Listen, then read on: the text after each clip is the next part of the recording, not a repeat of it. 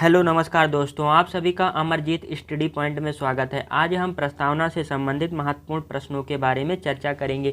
हमने पिछली वीडियो में प्रस्तावना की थ्योरी पढ़ी थी। यदि आपने अभी तक वो वीडियो नहीं देखा है तो पहले आप उस वीडियो को देख लें, तो आप क्वेश्चन को सॉल्व करेंगे तो आपको मज़ा आएगा।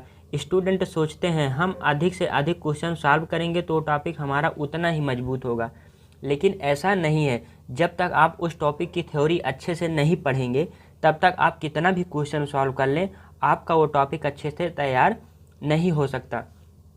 क्योंकि जब तक आप थ्योरी को अच्छे से नहीं पढ़े रहेंगे, क्वेश्चन थोड़ा सा घुमा के आ जाएगा तो आप क्वेश्चन को सॉल्व नहीं कर पाएंगे। क्वेश्चन की प्रैक्टिस आप बहुत कर लेंगे, लेकिन वो क्वेश्चन आपको ज़्यादा दिन तक याद नहीं रहेगा। हमारा कहने का मतलब है, पहले आप किसी टॉपिक की थ्योरी अच्छे से पढ़ लें, फिर उससे संबंधित पिछली परीक्षाओं में आए हुए क्वेश्चन को सॉल्व करें।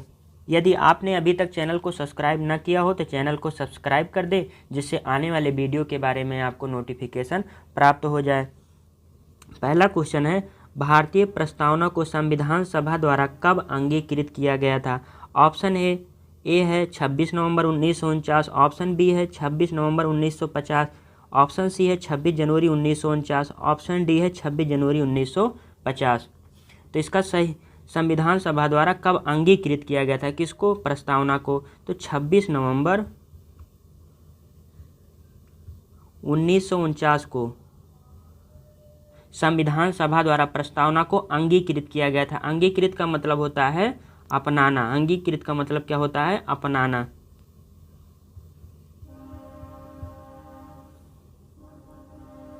क्वेश्चन नंबर 2, भारतीय संविधान पूर्णतः कब लागू हुआ था? ऑप्शन ए 26 नवंबर 1949, ऑप्शन बी 26 नवंबर 1950, ऑप्शन सी 26 नवंबर 1946, ऑप्शन डी 26 जनवरी 1950। तो हमारा संविधान पूर्ण रूप से 26 जनवरी 1950 को लागू हुआ था। तो इसका सही ऑप्शन जो होगा वो ऑप्शन डी 26 जनवरी 1950 होगा। क्वेश्चन नंबर 3, भारतीय संविधान की प्रस्तावना में समाजवादी, पंथनिरपेक्ष एवं अखंडता शब्द किस संशोधन के द्वारा जोड़ा गया? ऑप्शन ए 40वां संविधान संशोधन, ऑप्शन बी 42वां संविधान संशोधन, ऑप्शन सी 44वां संविधान संशोधन, ऑप्शन डी 46वां संविधान संशोधन। तो प्रस्तावना में अभी तक एक बार संशोधन हुआ है। कितनी बार संशोधन हुआ? एक बार। 42वां संविधान संशोधन के द्वारा समाजवादी, पंथनिरपेक्ष एवं अखंडता शब्द जोड़ा गया था। तो इसका सही ऑप्शन जो होगा ऑप्शन बी 42वां संविधान संशोधन के द्वारा प्रस्तावना में समाजवादी, पंथनिरपेक्ष और अखंडता शब्द जोड़ा गया था। क्वेश्चन नंबर 4, भारतीय संविधान का कौन सा भाग संविधान की आत्मा कहलाती है? ऑप्शन ए उद्देशिका, ऑप्शन बी मौलिक अधिकार, ऑप्शन सी मूल कर्तव्य, ऑप्शन डी आपात उपबंध। तो भारतीय संविधान का कौन सा भाग संविधान की आत्मा कहलाती है? तो ठाकुर भार्गव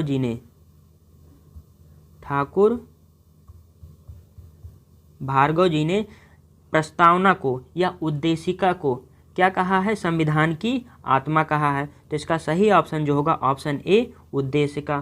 क्वेश्चन नंबर 5, संविधान के मूल उद्देश्यों को किसके द्वारा स्पष्ट किया जाता है? ऑप्शन ए प्रस्तावना, ऑप्शन बी राज्य के नीति निर्देशक तत्व, ऑप्शन सी मौलिक अधिकार, ऑप्शन डी मौलिक कर्तव्य। तो इसका सही ऑप्शन जो होगा वो प्रस्तावना होगी। प्रस्तावना में संविधान के मूल उद्देश्यों को स्पष्ट किया गया है। क्वेश्चन नंबर 6, किस संविधान संशोधन द्वारा प्रस्तावना में संशोधन किया गया था? ऑप्शन ए 42वां संविधान संशोधन, ऑप्शन बी 43वां संविधान संशोधन, ऑप्शन सी 44वां संविधान संशोधन, ऑप्शन डी 38वां संविधान संशोधन। तो प्रस्तावना में संशोधन जो है 42वें संविधान संशोधन के द्वारा किया गया था। 3 शब्द जोड़े गए थे, समाजवादी, पंथनिरपेक्ष और अखंडता। क्वेश्चन नंबर 7, संपूर्ण प्रभुत्व संपन्न का क्या अर्थ है? संपूर्ण प्रभुत्व संपन्न का क्या अर्थ है? ऑप्शन ए है भारत केवल आंतरिक रूप से स्वतंत्र है, ऑप्शन बी है भारत आंतरिक और बाह्य दोनों रूप से पूर्णतः स्वतंत्र है, ऑप्शन सी भारत अपनी नीतियों का निर्माण स्वयं करेगा, ऑप्शन डी जो है बी एवं सी दोनों है।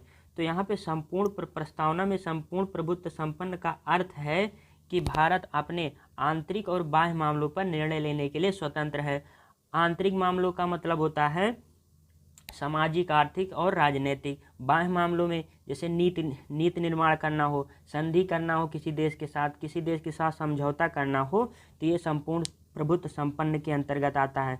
तो ऑप्शन ए कह रहा है भारत केवल आंतरिक रूप से स्वतंत्र है, नहीं, केवल आंतरिक रूप से नहीं है, आंतरिक और बाह्य दोनों रूप से स्वतंत्र है। ऑप्शन बी, भारत आंतरिक और बाह्य दोनों रूप से पूर्णतः स्वतंत्र है, ये ऑप्शन सही है।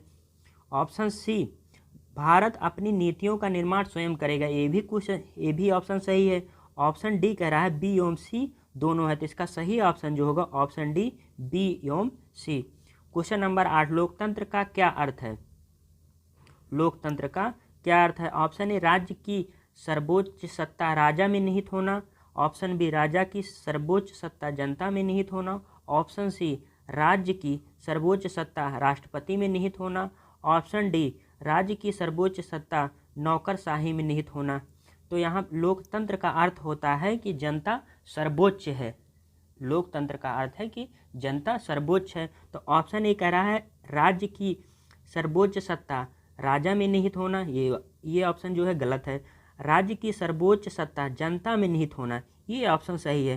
तो क्वेश्चन नंबर 8 का सही ऑप्शन जो है ऑप्शन बी होगा।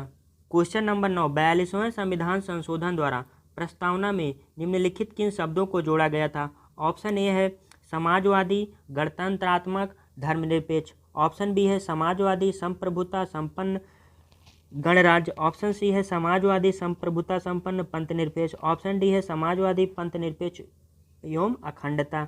तो इसका सही ऑप्शन जो होगा समाजवादी, पंथनिरपेक्ष और अखंडता। 42वें संविधान संशोधन के द्वारा 3 शब्द जोड़े गए थे, समाजवादी, पंथनिरपेक्ष एवं अखंडता। क्वेश्चन नंबर 10, प्रस्तावना में स्वतंत्रता, समानता और बंधुत्व शब्द किस देश से लिए गए हैं? ऑप्शन ए है रूस, ऑप्शन बी है अमेरिका, ऑप्शन सी है फ्रांस, ऑप्शन डी है जर्मनी। तो इसका सही ऑप्शन जो है ऑप्शन सी, फ्रांस होगा। प्रस्तावना में स्वतंत्रता, समानता और बंधुत्व शब्द जो लिया गया है वो कहाँ से लिया गया है? फ्रांस से लिया गया है। स्वतंत्रता का अर्थ हो, स्वतंत्रता, हमारे प्रस्तावना में 5 प्रकार की स्वतंत्रता की बात कही गई है। विचार, अभिव्यक्ति, विश्वास, धर्म और उपासना की स्वतंत्रता।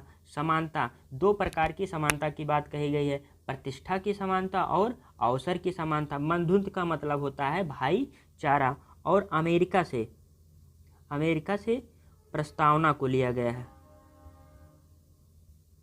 अमेरिका से पूरी प्रस्तावना को लिया गया है। और जो 3 शब्द हैं स्वतंत्रता, समानता, बंधुत्व, ये कहाँ से लिया गया है? फ्रांस से लिया गया है।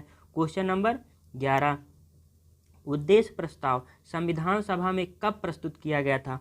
ऑप्शन ए 13 दिसंबर 1946, ऑप्शन बी 22 जनवरी 1947, ऑप्शन सी 23 जनवरी 1946, ऑप्शन डी है 22 जनवरी 1947। तो इसका सही ऑप्शन जो होगा 13 दिसंबर 1946। नेहरू जी ने संविधान सभा में 23 दिसंबर 1946 को क्या उद्देश्य प्रस्ताव प्रस्तुत किया था। क्वेश्चन नंबर 12, निम्नलिखित में से कौन सा न्याय भारतीय संविधान की प्रस्तावना में उल्लेखित नहीं है? ऑप्शन ए सामाजिक न्याय, ऑप्शन बी आर्थिक न्याय, ऑप्शन सी जो है राजनीतिक न्याय है, ऑप्शन डी धार्मिक न्याय।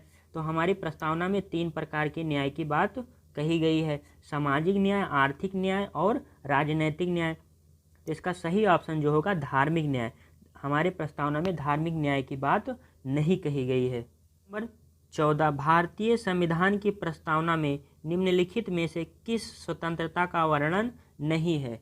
ऑप्शन ए विचार की स्वतंत्रता, ऑप्शन बी धर्म की स्वतंत्रता, ऑप्शन सी विश्वास की स्वतंत्रता, ऑप्शन डी आर्थिक स्वतंत्रता। तो हमारी प्रस्तावना में 5 प्रकार की स्वतंत्रता की बात कही गई है, विचार, अभिव्यक्ति, विश्वास, धर्म और उपासना की स्वतंत्रता। तो ऑप्शन ए जो है विचार की स्वतंत्रता, इसमें क्या पूछ रहा है? स्वतंत्रता का वर्णन नहीं है। तो ऑप्शन ए विचार की स्वतंत्रता ये है, ऑप्शन बी धर्म की स्वतंत्रता ये भी है, ऑप्शन सी विश्वास की स्वतंत्रता ये भी है, ऑप्शन डी धार्मिक स्वतंत्रता ये हमारी प्रस्तावना में नहीं है। तो इसका सही ऑप्शन जो होगा ऑप्शन डी आर्थिक स्वतंत्रता जो है हमारी प्रस्तावना में नहीं है।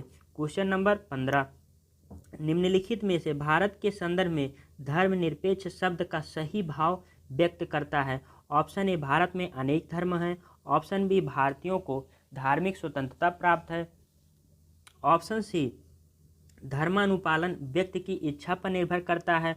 ऑप्शन डी, भारत में राज्य का कोई धर्म नहीं है।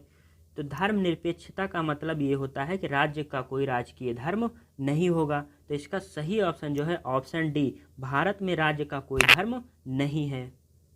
यदि आपको प्रस्तावना की PDF चाहिए हो तो इस WhatsApp नंबर पर आप SMS करके प्राप्त कर सकते हैं। दोस्तों, हमारी प्रस्तावना समाप्त हो गई। अगले वीडियो में नए टॉपिक के साथ मिलेंगे। वीडियो कैसा लगा कमेंट बॉक्स में ज़रूर बताएं। धन्यवाद।